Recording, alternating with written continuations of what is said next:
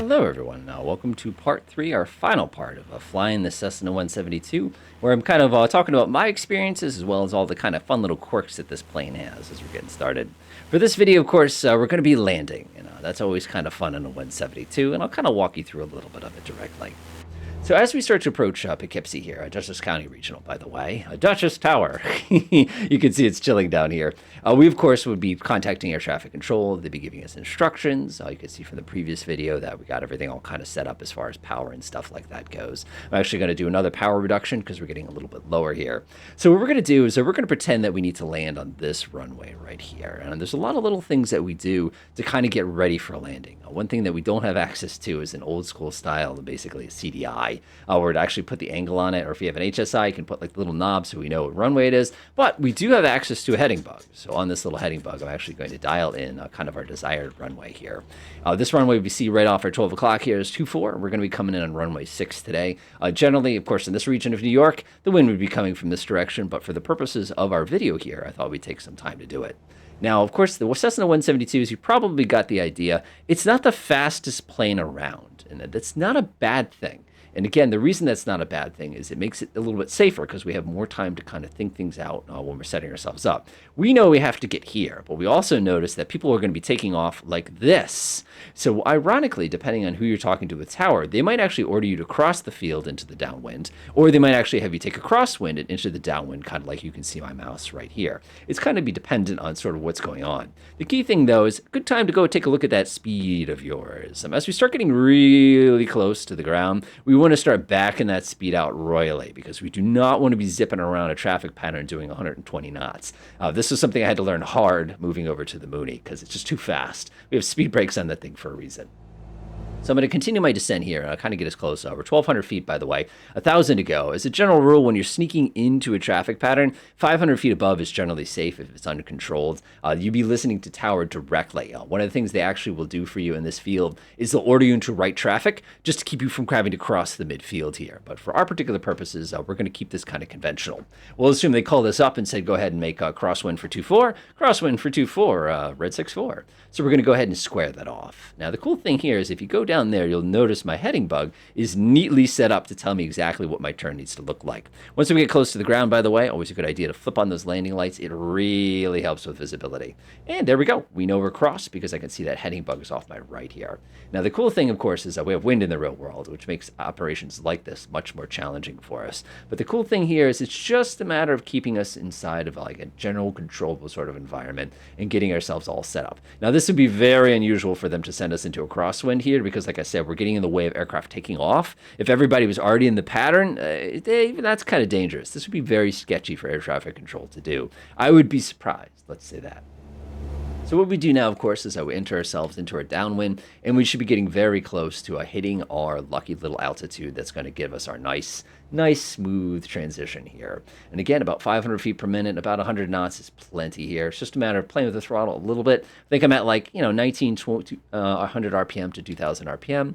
And we're just going to go ahead and level off and get ourselves ready. Go ahead and reset everything. Make sure your altimeters are set. Make sure we have permission to land. All those other things should be squared away before we hit this point. And what you're probably going to observe here is we did our math so carefully, we're more or less going to hit our traffic pattern altitude right on time at the speed we need to hit our the cool thing with this plane is the traffic pattern speed of about 100 is usually pretty safe. If there's not a lot of people kind of bothering you, I actually like to take the traffic pattern at about 85. The reason for that, of course, is if you look down here, you'll observe that that's about our flaps 2 speed.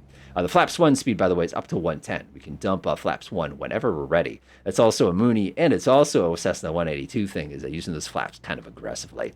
So there's our traffic pattern. We're going to try to get ourselves parallel. Remember, it's ground track parallel. We're not really interested in just keeping it parallel if there's a wind pushing us into it, for example. So just be mindful. So there's about 1,200 feet, looking pretty good. Now it's just time to kind of get ready to land the plane. Now, in my early days of flying these planes, we were taught to always fly traffic patterns with 1 click of flaps. And the reason for that, basically, at least I think the reasoning was, if we somehow lost electronics, we already have a click of flaps in. The other thing, too, is it's going to give us a safety buffer as far as control goes. Now, this is where I wish the Cessna here was a little bit more responsive. All right, looks pretty good. You can see we're just kind of cruising along. I'm going to leave my flaps alone. I'm going to do it the way I do it now and not the way I used to do it.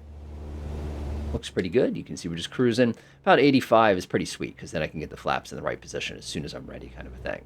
Good time to make sure your mixture is enriched. Good time to make sure everything's ready. Your passengers are brief. Your lights are turned on. Everything else under the sun. And there's the beam. So what we do is we go ahead and pull the throttle back, and we're going to go ahead and top the first click of flaps. This aircraft, when you pop that first click of flaps in, it's not instant. It actually takes a moment. You'll feel the yoke get pushed back at you, and we're just going to kind of nose down here. As we cruise down, we're just going to be between 1,500 and 2,000 RPM. We're just going to look out our window. We're looking for about the 45-degree point, which is about right there. I'm going to go ahead and take myself a nice, gentle left turn here. And again, we're trying to slow down to our approach speed of about 60. One of the things I like here is as you start to come out of this corner, you can actually go ahead and drop that second click of flaps. So that's going to put you at flaps 2.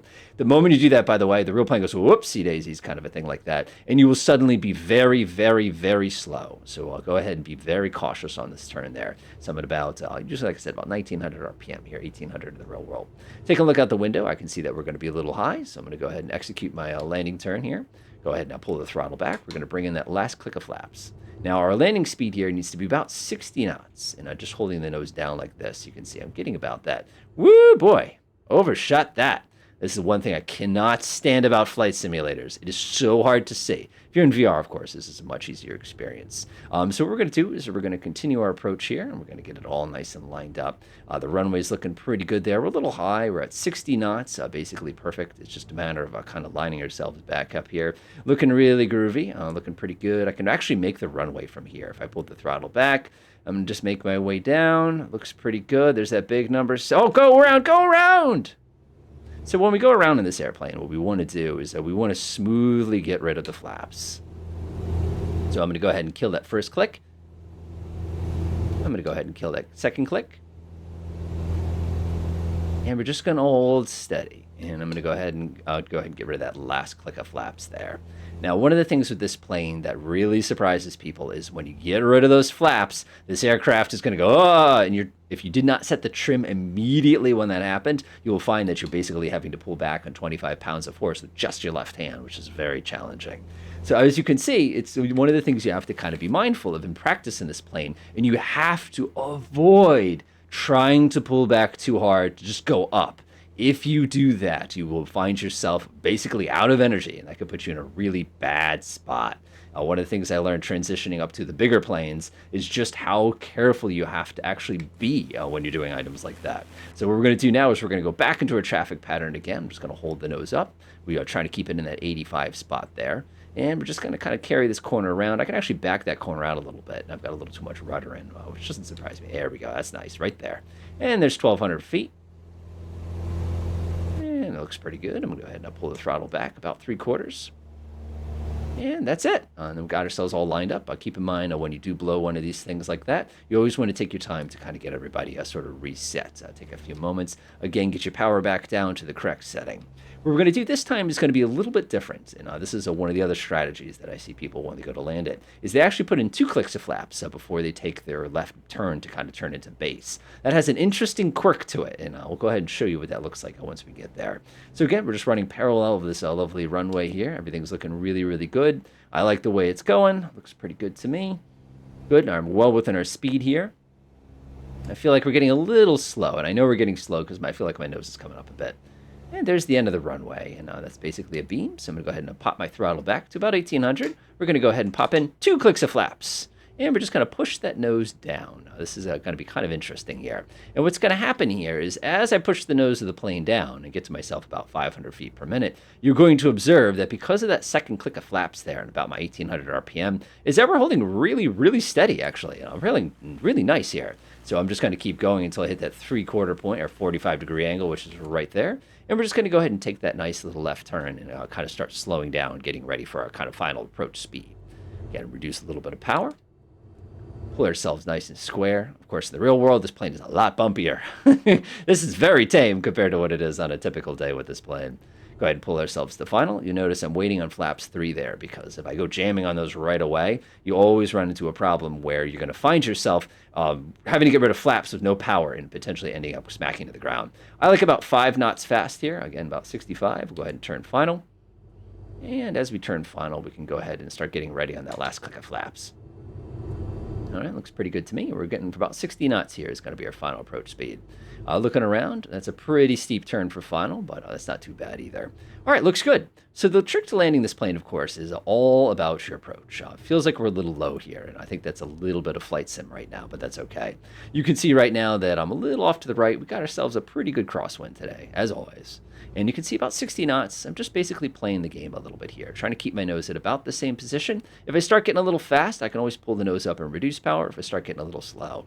Now, one of the cool things I love about the Cessna 172 is when you go to land it, all you do is you get close to the runway, throttle to 0, and then what you're going to do is you're just going to play keep away with the ground. We're going to get nice and close to it, and you're going to try not to touch the ground. Don't touch the ground. Don't touch the ground. Don't let the ground come to you. Ah, that was nice. And of course, when we go to hit the brakes, we're just going to be incredibly gentle with them. We're going to retract our flaps. Wait until the things slow down, then we can go ahead and execute our turn for the purposes of getting this thing down. So as you can see there, how kind of as we started getting slow, everything started getting a little more dramatic. We don't have this limitation, by the way, in the real world. This plane will literally turn like this in the real world. Come on, Flight Sim. I know that they have to do differential braking, whatever. So after we get on the ground, of course, there's a couple little things that we have to do to kind of get the plane ready, and this is just kind of standard stuff. Landing light comes off, make sure it gets nice and leaned out here because we are still technically taxiing, and now basically we'd be contacting ground, getting everything ready, kind of getting all those sort of other pieces all sort of lined up. I love how tiny this airport is. It's so cute. So when we're taxiing this plane, as I was mentioning before, one of the things you have to keep in mind is the fact that the rudder pedals are spring, so you could always run yourself into a situation where you basically run out of that lovely stuff. The other thing we want to do too is we're kind of taxiing here is when we do taxi, the middle of the plane, and this is always kind of fun for new people, is actually where your right knee is. And of course, we can't see that here, which is kind of a shame. But if you're looking for where do you put the plane on the yellow line, you can basically put it right at the edge here, and that kind of keeps it nice and centered. Of course, this depends on where you put your seat when you actually programmed this airplane originally. So we're going to come swing around this way. I see we've got our little terminal here. They used to have a restaurant here, which is kind of a shame they don't anymore. And we get ourselves ready to kind of get the plane all ready for shutdown here. I'm going to pick a spot right over there on the left. Like I said, this has been quite the journey for us. Everything's looking pretty groovy. Oh, go ahead and tap that way. I love that. That is just so cool. And we're going to go ahead and hit this one. Man, they need to tighten the springs. Tighten the springs, my guys. Tighten the springs. Nice. And we'd be sitting here ready for kind of the shutdown process. So what I'm going to do is I'm going to pull out the handbrake there. That's going to be our parking brake. You have to push the pedals down to do that, by the way. After that, of course, we go ahead and shut off our avionics. We don't want those. And one of the things we actually do here is we're going to rev up the engine a little bit for the purposes of just kind of cleaning everything out. So I'm going to go ahead and stick this in a little bit, about 1500, kind of clear a little bit of those spark plugs. And what we do is we take the mixture and we just slowly pull it out. And that's going to get everything really hot in the cylinders, and it's going to burn off any carbon. And it goes all the way out like that. That's clear. Of course, don't touch it until it stops. Then you'd reach over here. You go ahead now, can pull out the key, kill the master battery, open up the door, and enjoy.